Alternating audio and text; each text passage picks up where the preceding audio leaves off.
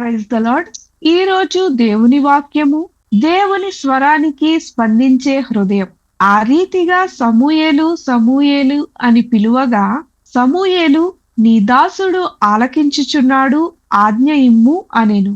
మొదటి సమూయేలు 3వ అధ్యాయము 10వ వచనం.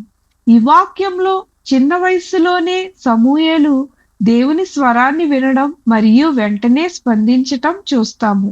అతడు భయపడకుండా, ఆలస్యం చేయకుండా వినయంతో నీ దాసుడు ఆలకించుచున్నాడు అని అన్నాడు. ఇది విధేయతకు గొప్ప ఉదాహరణ. మన జీవితంలో కూడా దేవుడు తన వాక్యంలో, ప్రార్థనలో, పరిస్థితులలో మనతో మాట్లాడుతాడు. కానీ మనం వినడానికి సిద్ధంగా ఉండాలి. వినడం మాత్రమే కాదు, ఆయన చెప్పే దానిని చేయడానికి సిద్ధంగా ఉండాలి.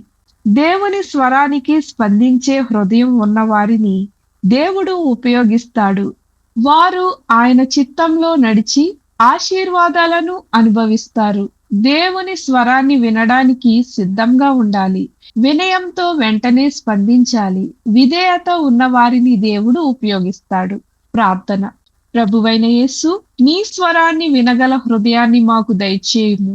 వినడమే కాకుండా నీ ఆజ్ఞలను పాటించున్నట్లు మాకు విధేయతను ఇమ్మని యేసు నామంలో ప్రార్థించుచున్నాము.